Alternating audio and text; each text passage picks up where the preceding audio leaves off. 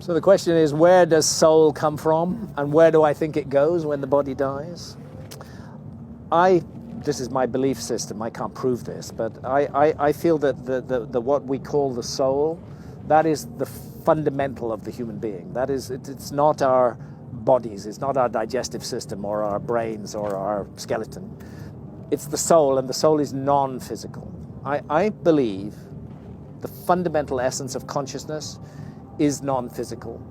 I think consciousness is one of the basic forces of the universe, to be ranked alongside gravity and electromagnetism. It's a fundamental force of the universe. And again, I can only tell you my own belief system. I think that this physical realm was created by non-physical consciousness.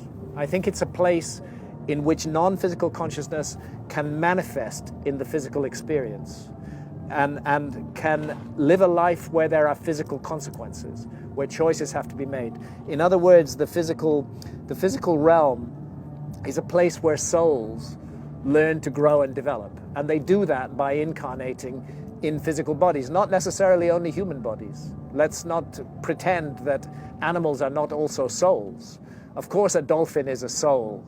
Of course, a fruit fly is a soul, even though it has a limited time here. There's a limited experience to be undergone which can help it to grow. I think that's what's going on in the physical world. I think that it's a place of learning and development of the soul. So where do souls come from? They are always there. They are the essence of the universe. Where do they go to when physical life ends? Back to the place where they came from, which is not a place, which is everywhere, which is everything. But it's everywhere where it's not possible to have the learning experience of being incarnated in a physical body. I happen to think we come back. I think this incredible opportunity of a human life would be rather wasteful if it were only one life that we had. I think we come back for many lives, and the cards are randomly dealt. We may come back in the next life with a totally different stack of cards from the ones we came into in this life. And that's good, because that's how we learn, that's how we grow. But the deal with reincarnation is you must forget your former life. If you remembered it, if you knew the rules of the game, you would no longer be able to play the game straight.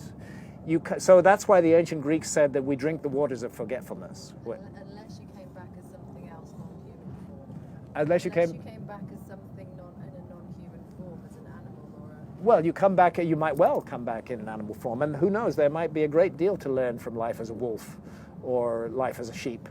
It is possible, and let's not forget that also there is likely to be life on other planets in this vast universe.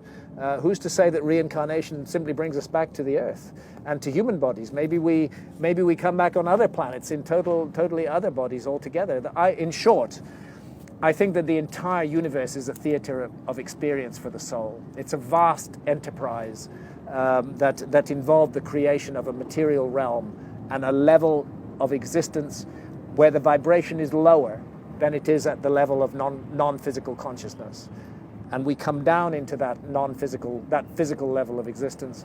We learn the lessons here, we make our mistakes, and we carry on until perhaps we reach some kind of resolution. We reach a point where we're ready to move on to the next level.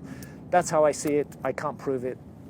Maybe it's not so, but it makes sense to me.